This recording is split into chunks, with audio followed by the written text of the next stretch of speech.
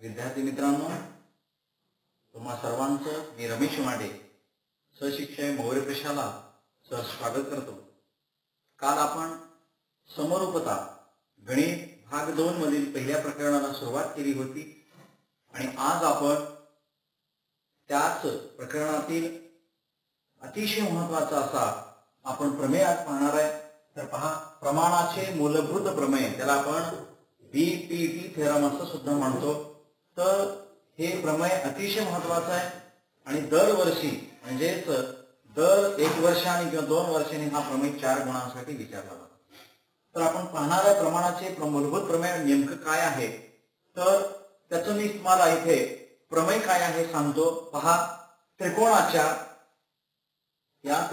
त्रिकोण एबीसी मध्ये त्रिकोणाच्या एका बाजूला समांतर असणारी रेषा, पहा पीक्यू ही एक रेषा काय आहे, समांतर आहे।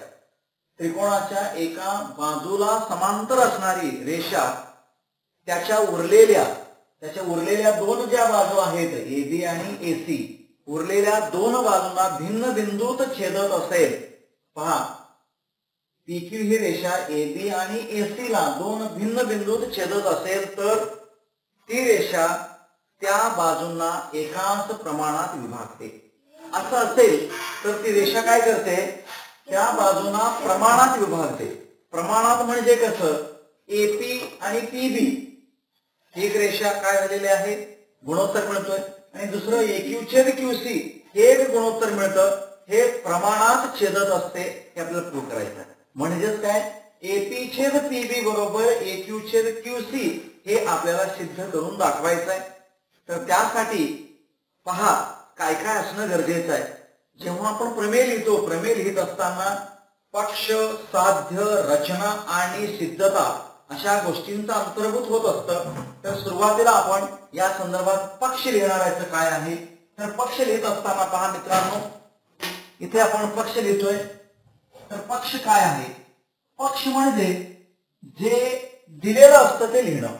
काय दिलेलं आहे, त्रिकोण एबीसी दिलेले आहे, म्हणजे काय लिहिणार, त्रिकोण एबीसी मध्ये काय दिलेलं आहे, तर आपण ह्याला एल असं जर मांडलं तर काय असणार आहे, रेषा एल समांतर कोण आहे, बाजू बीसी दिलेलं आहे।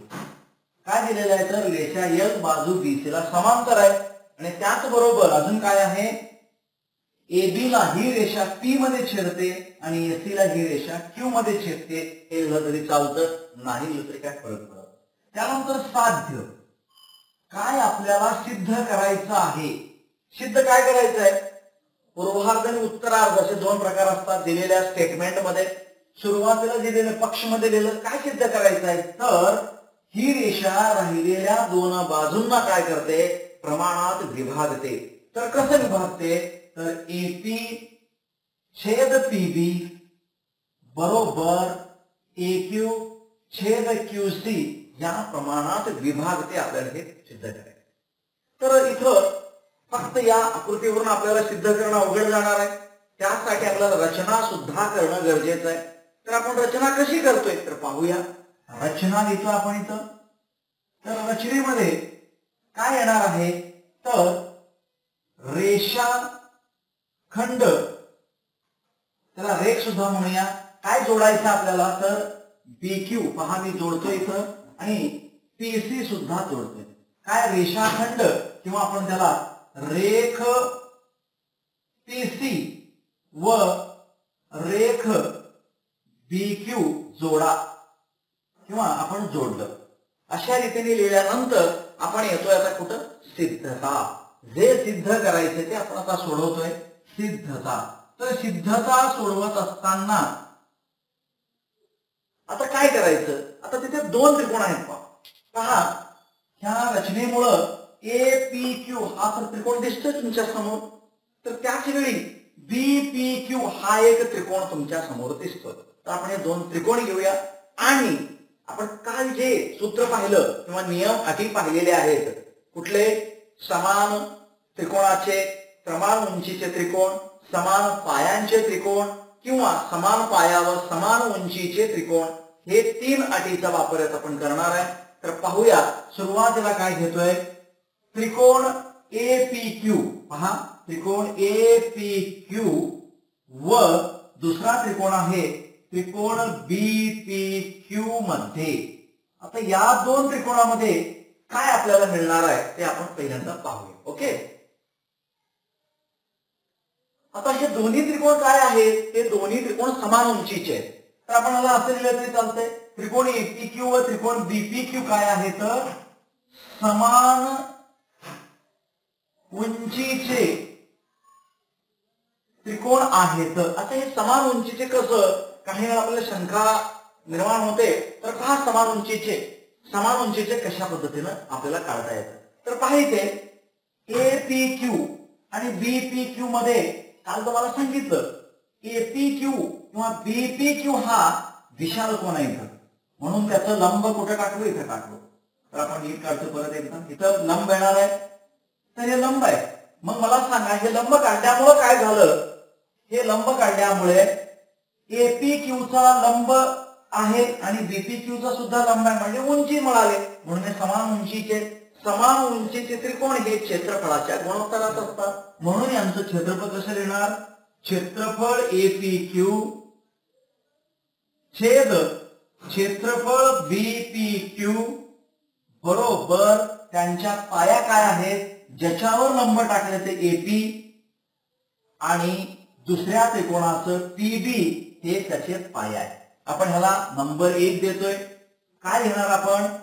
समान उंचीचे त्रिकोण हे कसे असतात? तर हे क्षेत्रफळे पायांच्या गुणोत्तरात असतात. पायांच्या गुणोत्तरात. तर हे लिहिल्यानंतर आपण आता परत दुसरा त्रिकोण घेतोय. आता हा त्रिकोण तर फिक्स आहे APQ. दुसरा त्रिकोण आता PQC घ्या. पहा कसं लिहिणार आपण. पहा त्रिकोण APQ व त्रिकोण दुसरा आहे PQC मध्ये आपण हे त्रिकोण लिहिल्यानंतर सेम टू सेम तसंच करायचंय. पहा आपण काय करतो इथून आपण लंब टाकलं समजा, तर पहा लंब कसा टाकायचा आहे. APQ हे मी काढणार आहे तात्पुरतं, ची गरज नाही. तर आपण आता इकडून जर लंब टाकलं तर पहा असं येईल ते. आता इथं लंब टाकलं, हे लंब या APQ ची उंची आहे, त्याचबरोबर PQC ची उंची सुद्धा तीच आहे, म्हणून AQ छेद QC आपल्याला मिळणार आहे.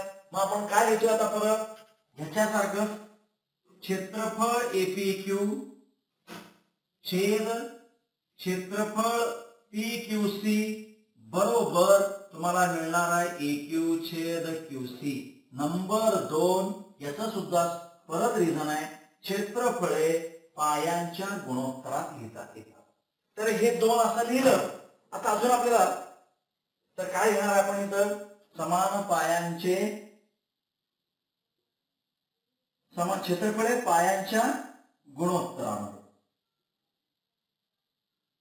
ठीक आहे. आपण आता 1 2 झाल्यानंतर आता तिसऱ्या भागाकडे जातोय. पहा आता त्रिकोण PBQ पहा. त्रिकोण PBQ व त्रिकोण PQC हे काय आहेत? समान पायांचे. पहा समान पायांचे त्रिकोण आहेत. पहा समान पाया कसं?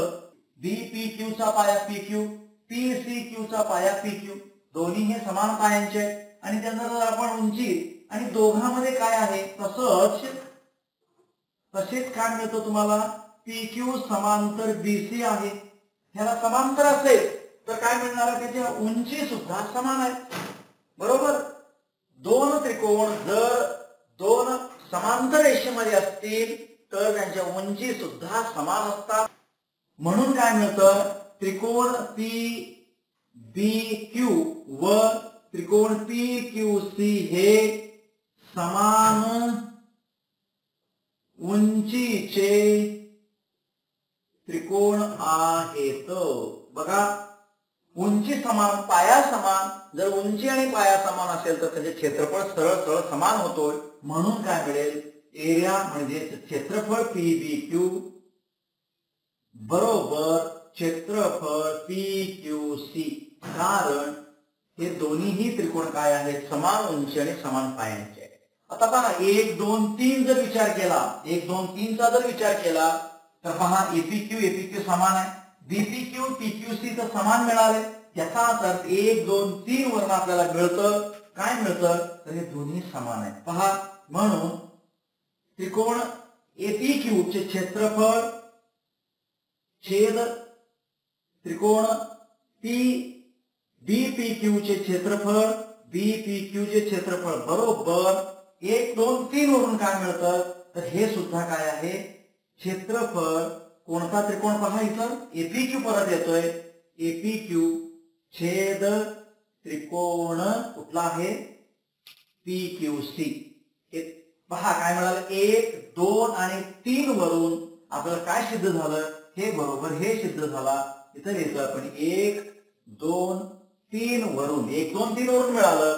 जेव्हा हे आणि हे समान झाले तर राहिले कोण हेच राहिलंय म्हणून आपण इथं लिहितोय खाली इथं म्हणून काय लिहितोय एपी छेद पीबी बरोबर एक्यू छेद क्यूसी.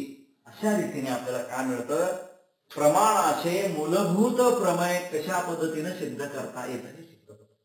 तर पहा अतिशय महत्वाचा हा प्रमाणाचे मूलभूत प्रमेय आहे. तर परत मी थोडं रिवाइज करतो पहा कशा पद्धतीने. तर आपल्याला शुद्ध करायचं आहे एक रेषा एका बाजूला समांतर असेल तर राहिलेली जी रेषा आहे दोन बाजूंना प्रमाणात विभागत असते. हे आपण क्षेत्रफळाचे पायांचे गुणोत्तर इथे सुद्धा ते येणार क्षेत्रफळे पायांचे गुणोत्तर असतात का तर ते समान उंचीचे. इथे मात्र कसं आहे दोन्ही त्रिकोण समांतर रेषेमध्ये असल्यामुळं त्यांच्या पाया समान आणि उंची समान आहे म्हणून 1 2 3 वरून आपल्याला सिद्ध करतात. अशा रीतीने प्रमाणाचे मूलभूत प्रमेय अतिशय महत्वाचा थेरम पाहिला. आता त्याचं व्यत्यास सुद्धा पाहूया पण त्याचं प्रूफ नाही. तर पहा मित्रांनो प्रमाणाच्या मूलभूत प्रमेयाचा व्यत्यास. व्यत्यास म्हणजे काय व्यत्यास म्हणजे पक्ष आणि साध्य यांच्यामध्ये अदला बदल करणे. तर पहिल्यामध्ये काय पाहिलं आपण तिथं असं होतं एपी छेद पीबी बरोबर एक्यू छेद क्यूसी सिद्ध करायचं होतं का तर पीक्यू हे बीसी ला समांतर होतं. आता उलट आहे समजा त्यांनी एक रेषा दोन बाजूंना प्रमाणात विभागत असेल तर ती रेषा काय करते तिसऱ्या बाजूला समांतर असते हे प्रूव्ह करायचं आपल्याला. म्हणून आता इथं पक्ष साध्य आता तुम्हाला स्टेटमेंट सांगतो मी नेमकं काय आहे. एखादी रेषा जर त्रिकोणाच्या दोन भिन्न बिंदूत छेदून एकाच प्रमाणात विभागत असेल तर ती रेषा उरलेल्या बाजूला समांतर असते. तर इथे पक्ष आणि साध्य काय आहेत पहा. पक्ष काय दिलेला आहे त्रिकोण एबीसी मध्ये त्यांनी दिलेला आहे प्रमाणात विभागते म्हणून म्हणजेच काय होणार आहे एपी छेद पीबी बरोबर एक्यू छेद क्यूसी हे त्यांनी दिलेलं आहे. असं असेल तर काय सिद्ध करायचं आहे साध्य पहा तर ती रेषा कोणती रेषा रेषा एल समांतर बाजू बीसी हे आपल्याला काय करायचं आहे सिद्ध करायचं. आणि याला इनडायरेक्ट मेथड आहे पण आता 10वीच्या आपल्या अभ्यासक्रमातून ते कमी केलेलं आहे. फक्त काय आहे तर प्रमाणाचे मूलभूत प्रमेय हे प्रमाणाच्या मूलभूत प्रमेयाच्या व्यत्यासाबरोबर आहे. तर हे दोन प्रमेय महत्वाचे आहेत. तिसरा एक आहे कोन दुभाजकाचा प्रमेय पण आपण ते आता न पाहता पुढच्या व्हिडिओमध्ये बघूया. आता आज आपण याच्या दोन थेरम म्हणजे या प्रमेयावर आधारित सराव संच 1.2 मध्ये राहिलेली गणित आपण. तर पहा मित्रांनो तुमच्या समोर क्वेश्चन आहे सराव संच 1.2 मधील दुसरं गणित आपण पाहतोय. पहिलं गणित कोन दुभाजकावर आहे ते आपण उद्या पाहणार आहे. तर प्रश्न काय पहा सोबत दिलेली एक आकृती आहे पी क्यू आर या त्रिकोणामध्ये एम एन ही एक रेषा आहे. तर पहा पी क्यू आर मध्ये पीएम ची व्हॅल्यू दिलेली आहे 15 पी क्यू ची व्हॅल्यू दिलेली आहे 25 पी आर ची व्हॅल्यू दिलेली आहे 20 एनआर ची व्हॅल्यू दिलेली आहे 8. तर काय सिद्ध करायचं आहे एनएम ही रेषा क्यू आर ला समांतर आहे का हे आपल्याला सिद्ध करायचं. तर ह्या व्हॅल्यू दिलेल्या आहेत ह्याला सिद्ध करण्यासाठी मूलभूत प्रमाणाचे प्रमेय वापरायचं आहे का व्यत्यास वापरायचा आहे. तर व्यत्यास प्रमाणाचे मूलभूत प्रमेय काय सांगतं ते असं सांगतं रेषा समांतर असलं पाहिजे तेव्हा ते प्रमाणात विभागतं.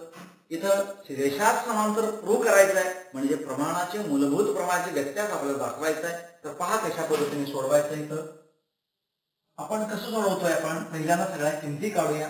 कोणाकोणाच्या किमती आहेत ते पाहूया. पहिल्यांदा इथे आपल्याकडं PM ची किंमत दिलेली आहे 15, PQ ची किंमत काय आहे 25 आहे. तर MQ काढतोय आपण. पहा PQ बरोबर PM अधिक MQ. का बेरजेचा गुणधर्म PM अधिक MQ आलं. त्याच्या कुठल्या कुठल्या किमती आहेत. PQ ची किंमत 25, PM ची किंमत किती आहे 15 अधिक MQ. म्हणून काय होणार आहे MQ ची किंमत आपल्याला मिळाली 25 वजा 15 म्हणून MQ आपण काय लिहिलं 10. तर ही किंमत आपल्याला मिळाली. MQ मिळेल. PM आणि MQ माहित झालं.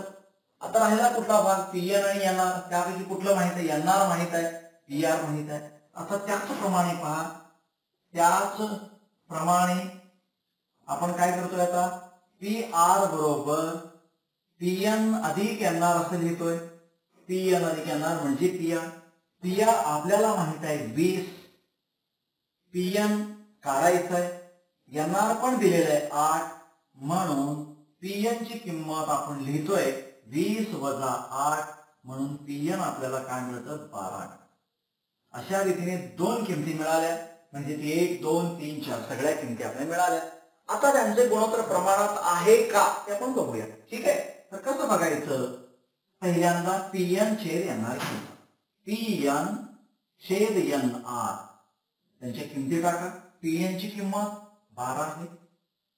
NR ची किंमत आपल्याकडे आहे 8 आहे. मग आपण काय लिहिणार भागाला संक्षिप्त करा. 4 दोन्ही 8 4 त्रिकोण पहा. म्हणजेच आपल्याला काय मिळालं PN छेद NR ची किंमत 3 बरोबर आहे. इथे 2 पाहिजे. 3/2 ह्याला नंबर आपण किती दिला 1. जसं हे मिळालं तसं आपण तिकडचं काढूया.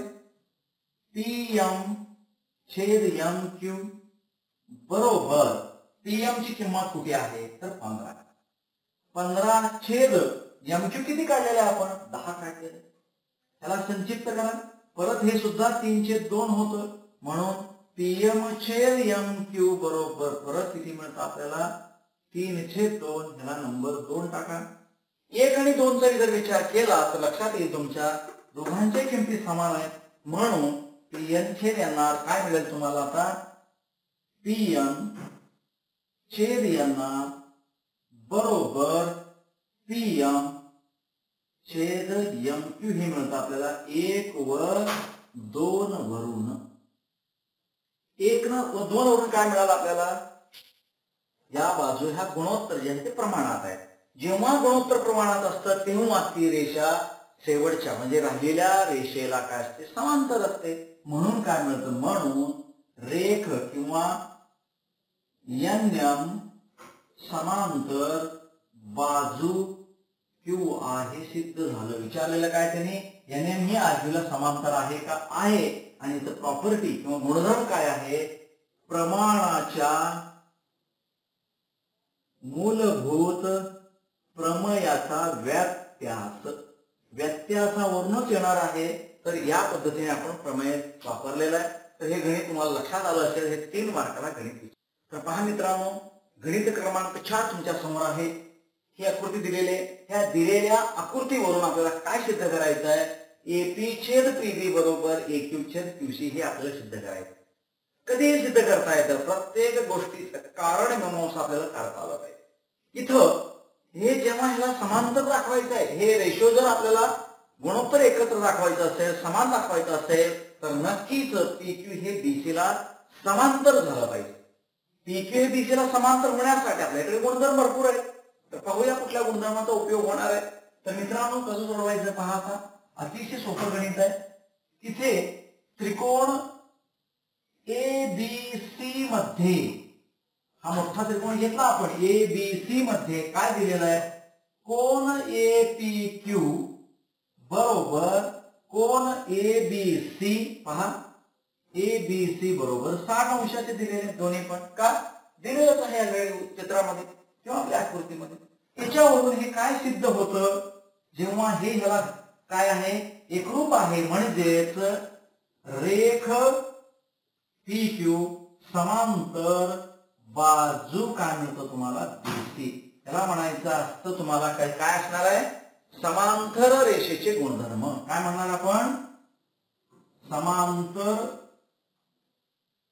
रेषेचे गुणधर्म.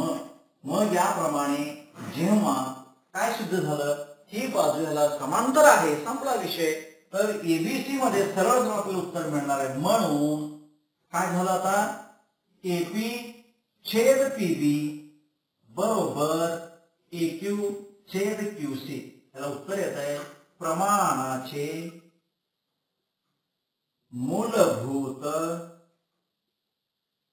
प्रमेयानुसार.